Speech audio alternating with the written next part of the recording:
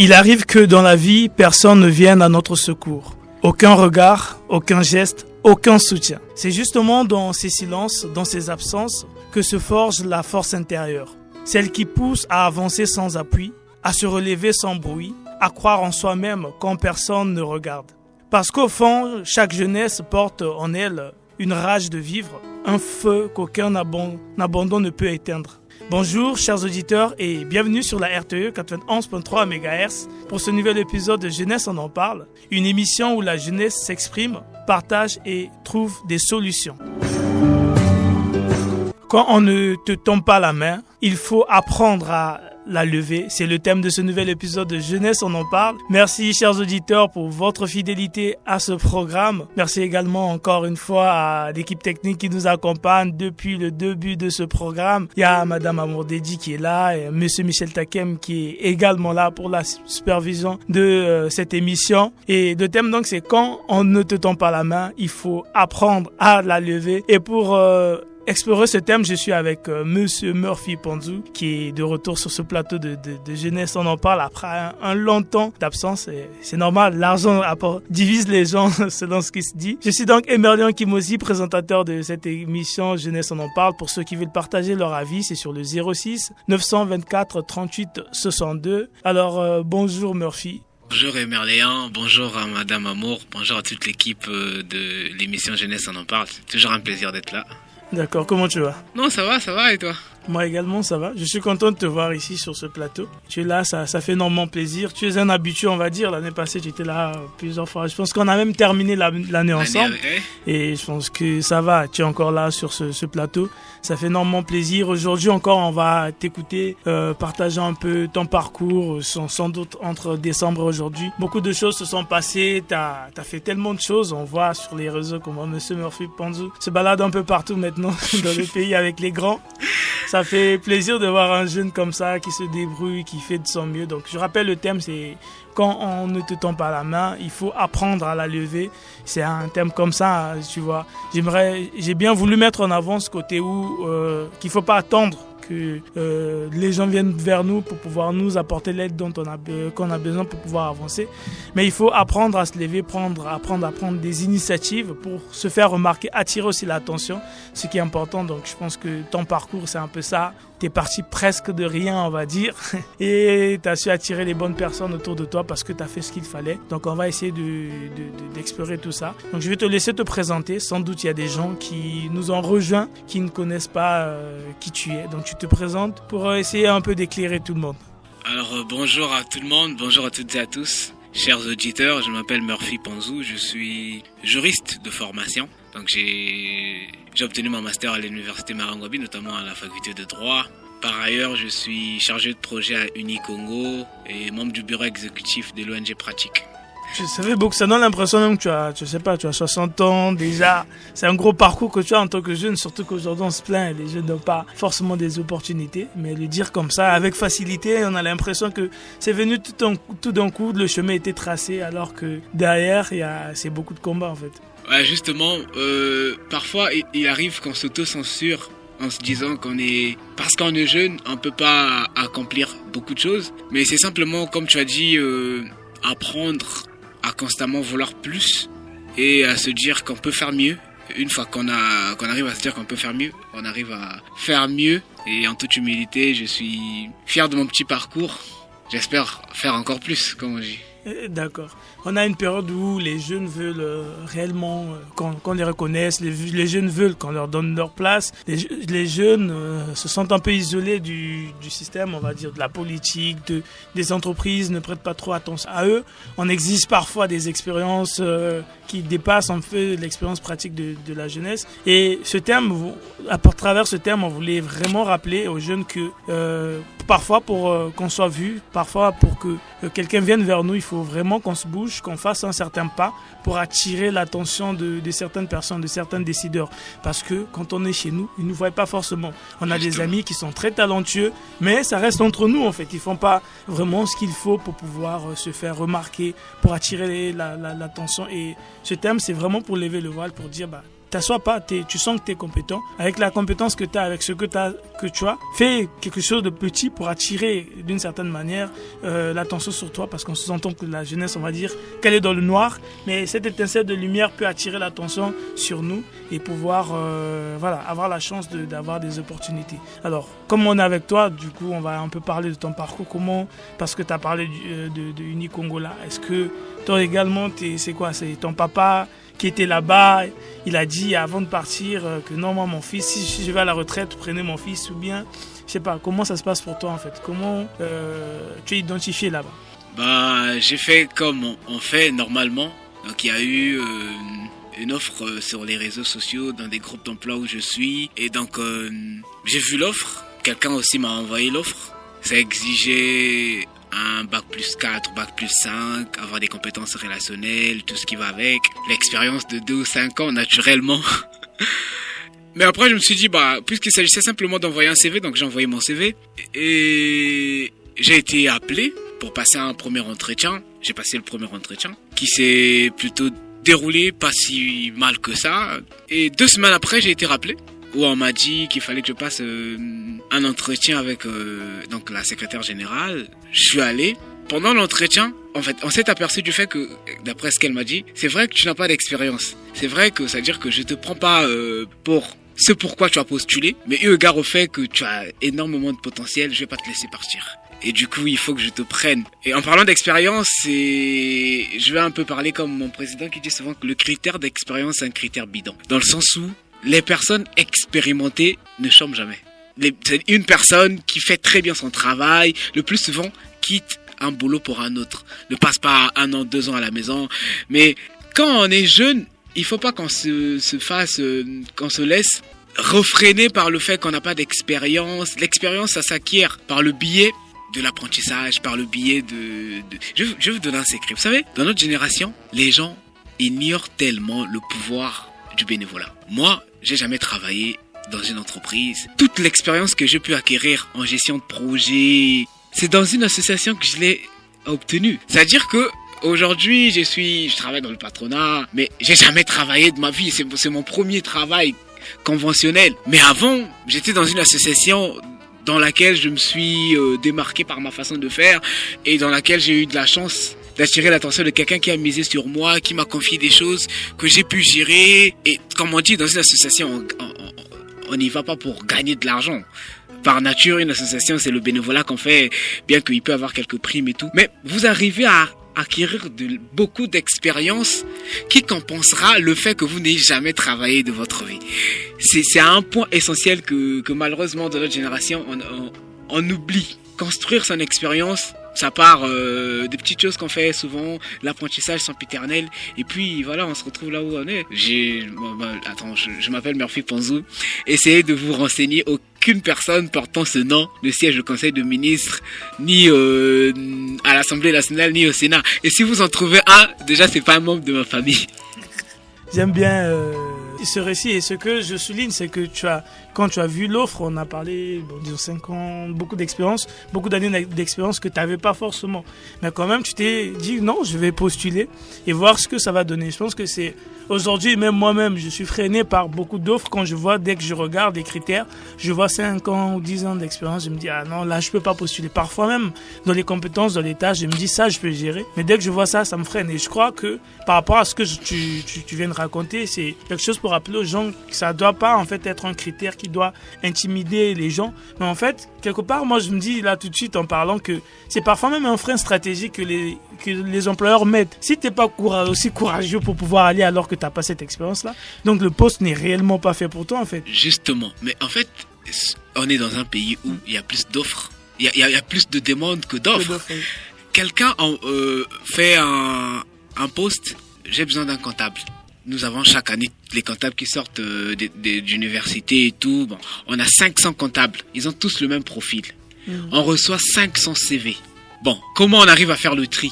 Donc, il faut, dans la mentalité de l'employeur, c'est que je vais faire de mon mieux pour éviter le plus possible d'avoir un flux de CV. Déjà, le critère d'expérience, ça réduit.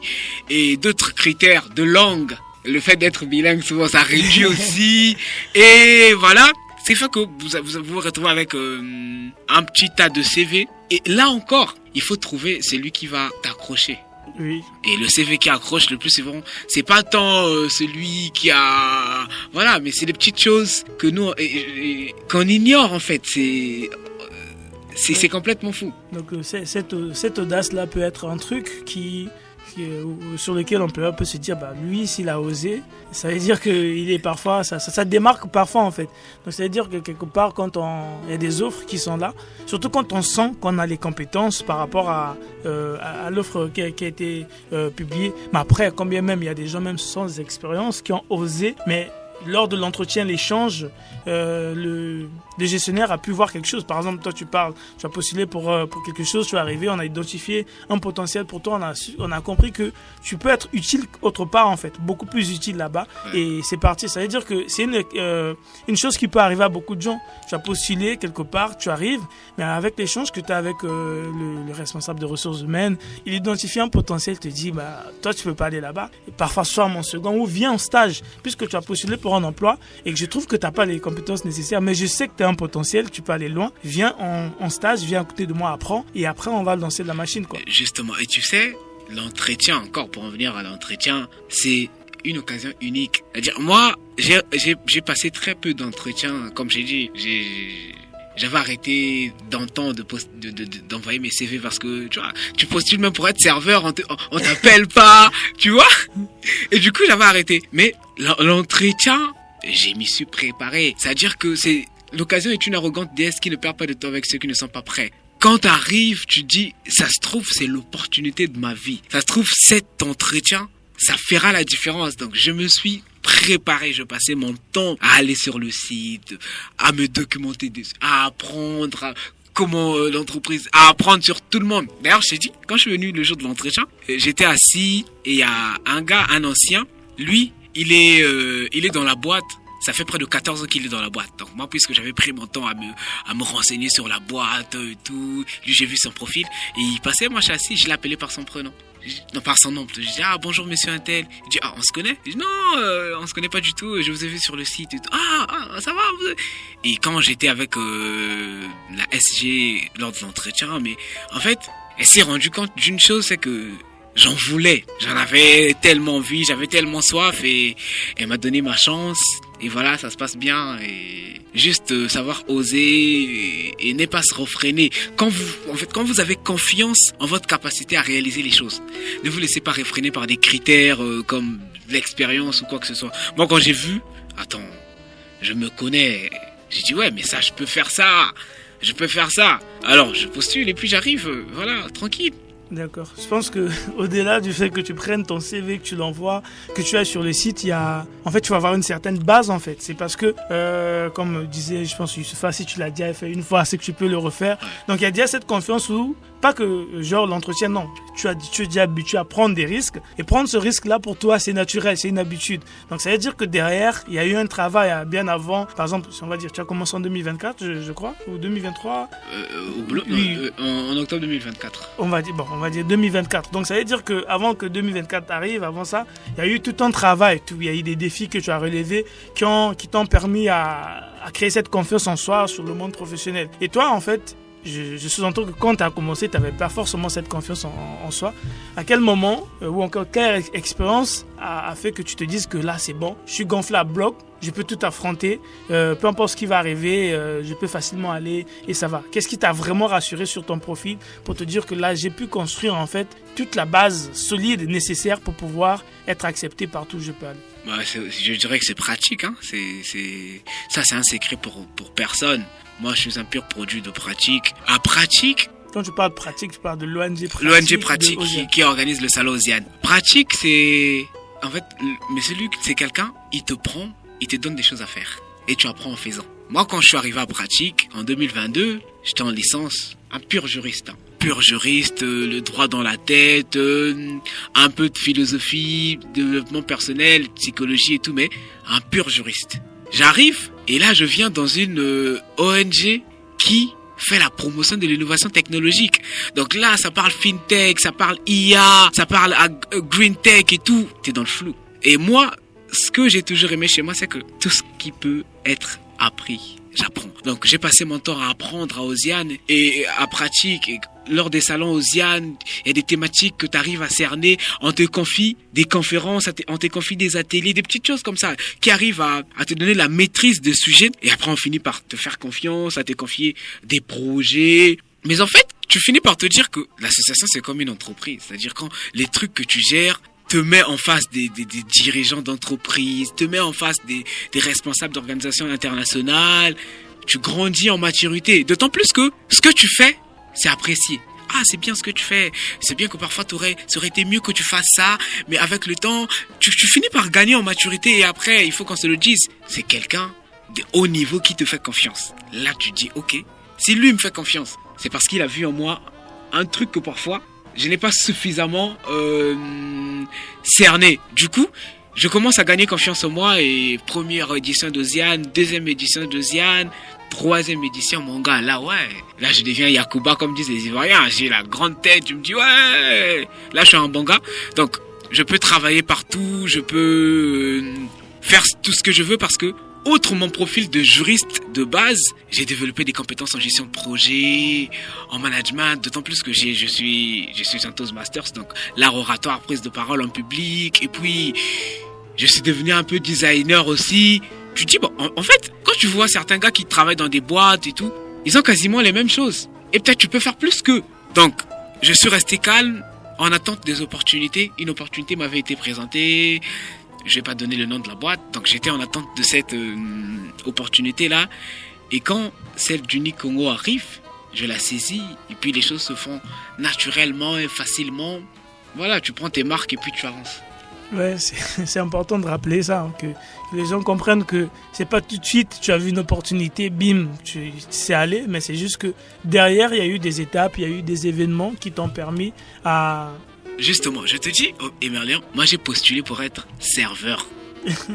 Ça fait rire, c'est-à-dire que j'ai postulé pour être serveur, j'ai pas été retenu. Je suis resté calme, je dis, mais en fait, même pour être serveur, t'es pas retenu. Je continue à apprendre et je me suis dit, comment j'arrive à devenir un gars que tout le monde aura envie d'avoir dans sa boîte. Il faut que j'apprenne.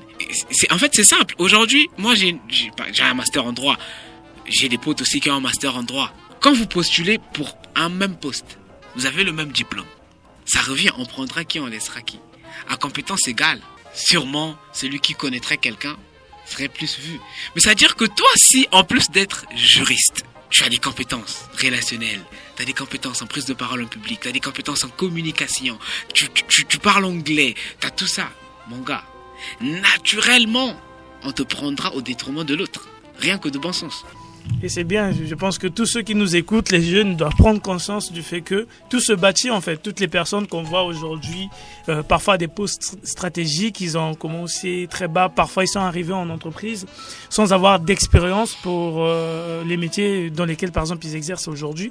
Mais ils sont arrivés comme ça, ils ont appris sur le tas. Je pense que c'est toute cette confiance-là dès le départ, se dire que non, d'abord accepter que je veux apprendre en fait. Je vais en quête d'apprentissage parce que il y a des sacrifices dans tout ça. On parle bien, tu as commencé à Osiane, tu as fait.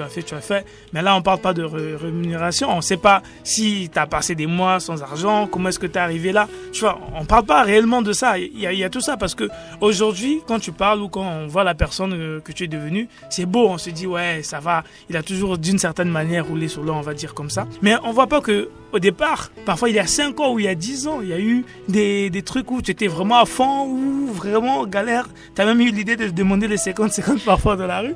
Tu vois, tout ça on voit pas parce qu'aujourd'hui, je le dis, j'ai voulu souligner ça parce qu'aujourd'hui, en tant que jeune, on veut travailler et tout de suite, on veut avoir de l'expérience et tout de suite gagner de l'argent en fait. Ouais. Tu vois, parfois on n'a pas toutes les compétences nécessaires, mais on veut qu'on nous recrute ou qu'on passe un stage. On exige que ça soit tout de suite un stage payant et tout. Et ça fait que parfois il y a des gens qui préfèrent rester chez eux parce que le stage qu'on propose, ça donne pas, ça paye pas. Je vais me payer mon déplacement encore et tout. Tu vois, il y a ça en fait. Mais on oublie que il y a des gens qui ont fait du bénévolat, qui n'ont rien gagné et au fur et à mesure quand tu as su t'intégrer, quand tu as su prouver quelque chose et parfois tu as gagné plus que ce que tu espérais. Parfois toi dans ta tête, mon premier boulot c'est 100 000 mais dès que tu commences tu as un 200 000 ou un 300 et là en fait tu te dis bah heureusement que j'ai patienté. C'est une récompense en fait de mon attente. Non mais en même temps Emerlian, autant il est bien de faire le bénévolat, ou encore de travailler, d'accepter même de faire les stages gratuitement, autant il faut retenir que il y a des gens aussi qui se servent de ce désir d'expérience quand les jeunes pour exploiter les autres. Ça, c'est pas bien. Moi, j'ai eu à travailler dans une société là comme stagiaire, mais les gens ils vous exploitent, ils se font de l'argent, ils vous paient même pas, même le déplacement ils vous donnent pas. J'ai fait 3 mois, j'ai arrêté. J'ai préféré moi, il y a un truc que j'ai toujours dit, je préfère travailler gratuitement. Là où je sais que la personne m'accorde de l'importance, là où je sais que la personne sait ce que je fais, et si jamais il y a quelque chose, la personne donne, plutôt que de me faire exploiter. Je préfère rester chez moi, passer mon temps à lire, que de me faire entuber, là où tu sais qu'on se fait de l'argent sur toi. Et c'est un truc qui est devenu très courant, surtout dans les cabinets d'avocats. C'est les gars qui exploitent les gens, on donne même pas de déplacement, alors que c'est des stagiaires qui vous font gagner des procès. Là, c'est une chose qu'il faut combattre. Toujours est-il que il faut pas sous-estimer le pouvoir de l'apprentissage. Il faut pas être exigeant d'emblée. C'est-à-dire, tu veux gagner des millions dès le départ, tu veux. En fait, quand il y a la possibilité d'apprendre, de grandir, ça peut être quelque chose qui vous guidera vers une autre chose. Il faut jamais hésiter, mais savoir distinguer les bonnes structures, les bons leaders. Quand tu tombes sur un bon leader comme celui que j'ai eu, qui reconnaît la valeur humaine, c'est vrai que tu n'es pas payé, mais il y a des petites choses qui ne manquent pas. Et on sent que si jamais il y en a plus, on te donnera plus. C'est ça, c'est ce qui motive et c'est ce qui donne envie de continuer. Ce que tu dis là, c'est bien en parlant de bons leaders. Mais après, c'est un peu mitigé dans le sens où celui que toi, tu penses être un bon leader peut être un mauvais pour moi. Tu vois? Donc du coup, tout dépend de ce que je veux et de comment est-ce que moi, je définis ma vie et de comment je vois mes choses. Parce qu'on arrive et il y a des gens parfois qu'on traite de très mauvais, mais tu vas voir qu'il y a des gens qui disent que moi, lui, c'est mon modèle, c'est mon idole, c'est lui qui m'inspire et tout. Ouais. Donc en gros, ça dépend quand on parle d'avoir un grand employeur. Tu vois, des gens qui maltraitent, qui va te faire beaucoup de boulot. Il y en a qui n'aiment pas ça mais il y en a qui aiment bien ces conditions-là et même que c'est dans ces conditions-là qu'ils ont été formés. Avec du recul, ils se disent que moi, heureusement que je suis passé sous cette formation dure là, des colons pour pouvoir devenir ce que je suis devenu. Donc en gros,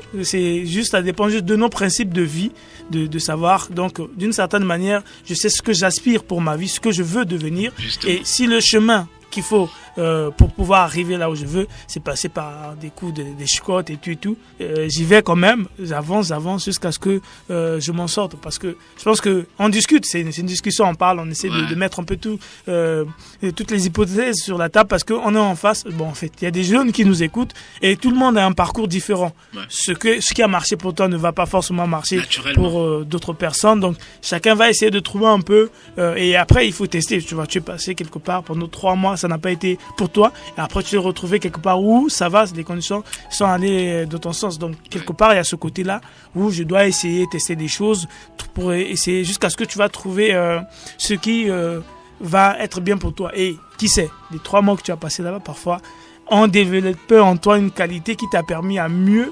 être meilleur dans ce que tu es allé faire juste après, tu vois. Donc parfois, d'une certaine manière, cette expérience-là était vraiment nécessaire pour bâtir cette personne. Et aujourd'hui, avec le recul, ça t'inspire parfois à ne pas faire certaines erreurs dans comment tu agis et tout. Donc en gros, toutes les expériences servent.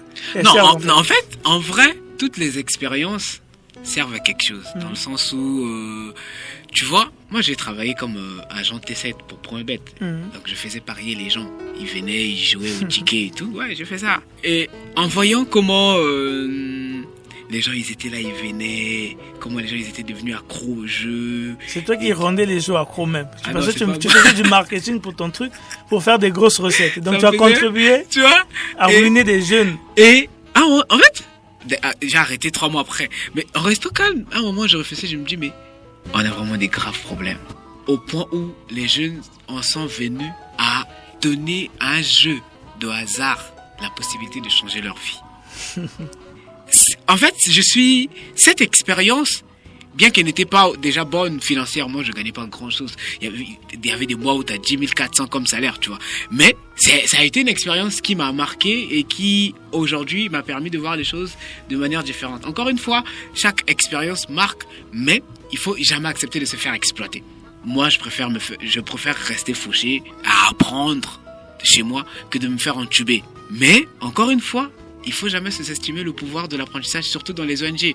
L'avantage avec la vie associative, c'est que quand tu tombes sur une association guidée par quelqu'un de bien, qui ne fait pas parce que aujourd'hui tout le monde sait, des gens créent des associations pour le match du vu et tout, voilà, juste donner l'impression que nous aussi on est dans le social. Mais quand tu travailles avec quelqu'un qui a de la vision, qui veut vraiment te faire monter en compétences, peu importe ce que tu gagnes, prends le temps d'apprendre. Tes compétences que tu aurais développées dans cette association te permettront un jour de travailler dans une boîte, et même dans une grosse boîte. D'accord, c'est bien. Je pense que ce sont des conseils qui servent à nos auditeurs, les auditeurs de la radio Trans-Équatoriale, Captain 11.3 MHz. Le thème, c'est quand on ne te tend pas la main, il faut apprendre à la lever. C'est de ça qu'on parle. On demande donc, à travers nos discussions, on essaie de dire aux jeunes qu'il faut pas rester assis à attendre que les choses viennent vers toi. Il faut savoir se bouger, savoir prendre des initiatives. Là, surtout depuis un début, tu parles des associations qui peuvent être un bon levier pour la jeunesse, surtout qu'il n'y a pas beaucoup d'opportunités aujourd'hui. Les associations aujourd'hui agissent comme des entreprises en tant que telles, parce que surtout les associations au Congo, c'est beaucoup d'activités qu'ils organisent, beaucoup de conférences, beaucoup et tout. Justement. Et quand il faut organiser une conférence, on a besoin d'expérience, un peu de gestion de projet, on a besoin d'équipe de com, on a besoin, des infographes, de tout ça. Et donc une personne qui n'a pas d'expérience, qui vient là, pas seulement pour se faire voir ou pour dire que j'ai travaillé sur ce projet, mais c'est surtout avec la volonté d'apprendre en fait. Justement. C'est surtout ça qui change, qui fait que quand tu arrives quelque part, tu sors avec beaucoup d'expérience ou encore beaucoup de connexions, parce que tu n'es pas arrivé juste pour parce qu'aujourd'hui, je le dis, aujourd'hui on a ce côté où on nous a dit que le réseau vaut plus que les diplômes. Donc il y a cet acharnement des jeunes. Le réseau là, ça tue les gens. Cet acharnement quand il y a un événement, une conférence, les gens viennent pas pour écouter ce qui se dit, mais c'est pour identifier sur le panel quel contact peut m'ouvrir des portes, simplement. Donc tu es arrivé, tu n'as rien écouté, tu essaies juste de voir qui s'exprime bien, qui a un bon parcours, qui travaille où. Et après, à la fin, monsieur, j'ai besoin de votre carte. Ouais. Et puis, c'est pour bombarder des messages. Je suis voici mon CV et tout. Et on oublie, en fait, que tu peux arriver quelque part, tu apprends réellement une chose, en fait. Et en fait, en parlant de ça, les gens, ils disent, non, Murphy, il a un grand réseau et tout, il connaît tout le monde. Mais tu sais, en vrai, moi, j'ai jamais aimé. Tu verras partout où je pars, c'est-à-dire même à l'époque quand personne ne me connaissait, je partais à des événements parce que je passais tout mon temps à aller dans des conférences et tout. J'ai jamais aimé faire comme tout le monde fait aujourd'hui, tu vois, approcher les gens, à vouloir tout. Non, sincèrement, j'ai jamais aimé ça, parce que moi je pars du principe que il faut donner aux gens l'envie de t'avoir dans son réseau. Tu vois, non? Aujourd'hui, tout le monde veut avoir des amis loyaux. Et je dis toujours, c'est-à-dire, si tu veux avoir des amis loyaux, deviens loyal. Nous sommes le changement que nous voulons être dans ce monde, disait Gandhi. Si tu es prêt à mourir pour tes amis seraient prêts à mourir pour toi. Moi, aujourd'hui, j'ai des amis. Je sais, lui peut mourir pour moi parce qu'il sait que moi aussi, je mourrai pour lui. Et en parlant de réseau, tu sais, la plupart des gens qui ont réussi savent que tout le monde s'approche d'eux par rapport à leur statut. Ça, c'est clair, tout le monde sait. Tu vois, aujourd'hui, il y a des gens qui vont t'écrire parce que Emerlion qui m'aussit, Jeunesse on en parle et tout ce que tu fais, t'es bon, tout. C'est par rapport à ton statut. Et du coup, naturellement, il y aura une certaine barrière, une certaine limite. En fait. Tu vois, on va pas faire entrer n'importe qui dans notre vie. Mais comment ils arrivent à savoir que, Emerlion, c'est un bon gars. Tu vois, il y a aussi ce côté désintéressé qu'il faut avoir. Aujourd'hui, on est tellement omnibulé par le fait d'avoir un réseau, à vouloir. Et tu vois même, aujourd'hui, il y a des gens qui ont voulu avoir des réseaux et ils sont rentrés dans des réseaux bizarres parce que ils se sont rapprochés de quelqu'un, tu vois, non? Donc c'est ça. Construire un réseau, c'est pas tant, ça se fait naturellement. Et moi, sincèrement, j'ai pas fait de calcul. Quand tu vois toutes les personnes que je connais aujourd'hui, c'est pas quelque chose genre j'ai programmé un tel après non, ça se fait naturellement. Vous vous êtes retrouvés à un endroit, vous avez discuté, après vous êtes revus, et puis voilà, ou encore quelqu'un lui a parlé de toi, voilà. Mais en fait, c'est pas quelque chose, c'est ton créneau, tu es là à avoir des carnets. Non, je dois me rapprocher d'un tel. Non, moi j'ai jamais aimé ça. D'accord, c'est bien en fait, il faut le dire parce qu'aujourd'hui les jeunes sont vraiment dans ça. Il y a ce discours-là, le réseau, ça fait tout et tout. Et ça, c'est très compliqué en fait. Tu vois des gens t'écrire des longs textes, tu sens que ça, c'est vraiment juste pour, je sais pas, prendre je ne sais quoi après. Ça dégoûte en fait. Non, c'est dégoûtant. Et sincèrement, c'est un truc qui m'énerve. Je te dis que ça m'énerve. Bon, c'est dommage, tu vois, c'est les réseaux sociaux, le monde dans lequel on vit, ça va tellement vite, on veut tout obtenir et on en vient à toujours vouloir. Sincèrement, si vous voulez être quelqu'un qui est apprécié de tout le monde, être quelqu'un qui est tout, moi, dans mes relations, je me dis toujours, qu'est-ce que je peux apporter dans sa vie? Sincèrement. Ça peut être, moi je suis pas riche, c'est-à-dire que je vais pas apporter de l'argent dans leur vie et tout, mais ça peut être de la joie. Tu apportes de la joie. Ça peut être simplement, tu laisses un, bonjour, j'espère que je voulais juste prendre tes nouvelles. En fait, des petites choses, sans forcément vouloir obtenir, je sais pas moi. Une fois que tu apportes quelque chose dans la vie de quelqu'un, cette personne voudra de toi dans sa vie. C'est vrai en fait. Faut être naturel avec les gens, faut pas chercher à compliquer les choses. Ouais. C'est vraiment important. Et tu as parlé d'amis, c'est vraiment important, je pense, parce qu'aujourd'hui, les amitiés en 2025, c'est très compliqué. Et dernièrement, je t'avais demandé de faire un choix, un tri, je sais pas, de 3 personnes qui étaient... Non, toi, tes histoires-là, ça m'a coûté, ça a failli me coûter plusieurs amitiés à cause de toi. Mais les gens se sont fâchés. Que tu avais cité, je pense que c'était Teddy, je crois, et c'est tout. Ceux que tu n'avais pas cités, c'est ceux qui se sont rebellés. Ouais. D'accord, parce que on essaie de voir, il y a un ami aussi qui voulait faire son tri de ton entourage, donc j'ai essayé de prendre son message pour voir ce qu'il avait à dire, donc on va l'écouter ensemble. Ok. Je sais que par la voix, tu as reconnu qui c'était, donc j'ai appris que tu passais à la radio, tu repassais à la radio, et j'espère que cette fois-ci, tu n'auras pas besoin de sacrifier mon nom pour faire genre top 3 clean, parce que franchement, être viré du classement, c'est fort. Même les Oscars ne font pas ça. Mais bon, ça sent l'amour, ça sent la fraternité, quoi. Vraiment, chapeau, je te tire mon chapeau. Mais bon, malgré ta trahison radiophonique, sache que tu es un ami qui compte beaucoup pour moi. Et pourtant, tu sais, il faut y aller fort pour me faire dire ça. C'est pas mon truc. C'est bien que j'aime pas les gens. Mais avec toi, c'est naturel. Tu as ce truc où tu fais du bien aux autres sans te forcer. Et pour ça, tu as ta place. Juste pour ça, tu as ta place dans mon top 1 à vie. Même si je fais pas le classement, mais bon, c'est pas grave. Tu sais, Murphy, t'es un peu comme cette grippe qu'on aime attraper. T'es relou, mais très important. Donc ouais, je t'aime bien, espèce de boulet. Et je veux que tu crois à tes rêves. Reste celui que tu es. Ne laisse pas les gens te changer. Et je sais que c'est un truc qui n'arrivera pas parce que depuis petit, depuis en grandissant, même dans ta pagaille, tu as gardé cette décence d'être quelqu'un de bien. Et pour ça, je remercie le Seigneur de t'avoir mis sur ma route. Et continue à faire ce que tu fais parce que tu le fais très bien. Et crois à tes rêves, accroche-toi au plan. Surtout le plan, reste focus sur le plan. Comme l'aurait dit un de tes gars préférés, les noirs là. I have a dream. Mais bon, continue à croire à tes rêves et nous sommes là, tous les gens qui t'aiment, pour pouvoir te porter vers ta marche. Merci. J'ai pu arracher une de tes larmes. Tu sais, quand il m'a envoyé ça, j'ai dit, non, même avant qu'il l'envoie, j'ai dit, on va faire pleurer Murphy. Un homme ne pleure pas, Murphy, un homme ne pleure pas. Ah, putain. Vas-y, c'est toi qu'on attend maintenant, ta réaction. Réaction. Non, mais je veux dire quoi, tu sais, ça fait plaisir, ça fait plaisir d'avoir deux amis qui tiennent à toi, tu vois, c'est un carburant, pour moi, c'est vraiment un carburant. En vrai, j'ai pas peur, je sais pas, en fait, mes amis le savent, moi, je marche avec une telle insouciance concernant ma vie qui affrise vraiment de la folie. Mais ce qui me fait le plus peur, c'est de décevoir les gens que j'aime. Et quand je sais que les gens que j'aime m'aiment en retour aussi, ça me permet d'être aussi imperturbable que je suis. Ça me permet de constamment rester focus sur mon plan. C'est vraiment mon carburant, l'amour, tu vois. Moi, si donc le destin est de mourir pendu, ne se noie pas. Moi, j'ai jamais peur de mourir. J'ai jamais, mais, et quand tu vois, il t'a dit c'est un idiot. Il a réussi son coup en tout cas, donc merci à lui. Je lui ai dit, c'est un exercice difficile. Il m'a dit, je suis allé dans les toilettes, j'ai fait 3 audios et tout, ça marchait pas, j'ai dû. Et c'est important, moi je me suis dit, aujourd'hui, Teddy c'est de la bonne personne. C'est Lorraine qui m'a soufflé ça. Il m'a dit, on doit prendre Teddy, parce que c'est Lorraine que j'ai demandé de faire cet audio. Il m'a dit, non, prends Teddy. Je me suis rappelé que la dernière fois, on avait éliminé Teddy ici, mais aujourd'hui, il fallait qu'il fasse son grand retour. Donc, merci encore à lui. Non, mais en plus, j'étais avec lui hier. On a pris du martini ensemble. Il m'a rien dit. Mais c'est comme ça qu'on tue les gens. C'est comme ça, en fait.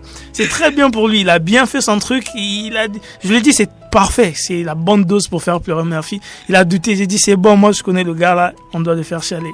Heureusement que j'ai des preuves en vidéo. Alors, le thème, c'est quoi? Quand on te tend la main, on te tend pas la main, il faut apprendre à la lever. Et c'est important de faire ce point-là, parce que pour montrer aussi que tu as l'impact que tu as autour de toi, avec tes amis. C'est vrai, aujourd'hui, t'es passé beaucoup de fois sur ce plateau, simplement par ce que tu dégages, par la personne que tu es, ce que tu reflètes, sans forcer, en fait. C'est naturellement. Et j'aime beaucoup ta personne, tu vois, ce que tu incarnes. Et aujourd'hui, c'est très important, dans ce pays où les jeunes sont critiqués de par leurs actions, et c'est important de savoir que on a des jeunes sur lesquels on peut compter. Nous, en grandissant, on n'avait pas forcément des modèles dans nos quartiers et tout, mais aujourd'hui, c'est beau de savoir que t'as un cercle, parce que on a parlé de réseau, mais quand le réseau est vrai, il te fait grandir, sans forcément chercher à forcer les choses. Tu vois, aujourd'hui, on cause pas tous les jours, pratiquement, mais quand je fais des choses, mais je me dis, est-ce que, quand ça tombera entre les mains de Murphy, est-ce qu'il sera fier de voir, comment est-ce que ça évolue? Est-ce que c'est important de savoir, de s'entourer de ces gens-là et savoir que ils sont là pour se tenir. Et comme je disais, je pense hier à un ami, Jordan, je lui disais, comme on dit chez nous, Kabaloun dit ça. Et donc, quand autour de toi, tu sais prêcher tes amis, tu sais donner les valeurs qu'il faut, toi, demain, quand tu te retrouves dans la merde, ils seront là pour te rappeler. Regarde, tu vois, là, il t'a rappelé le plan. Toujours le plan, en fait. Le plan. Toujours suivre le plan. Et après, en fait, ça devient même plus, tu sais, et c'est ce qui est commun à tous les leaders. Et quand vous montrez à tout le monde à quel point vous tenez à quelque chose, cette chose ne devient même plus la vôtre. Ouais, ça t'appartient plus. C'est-à-dire, t'as vu comment les gens, ils ont épousé le combat d'Ousmane Sonko.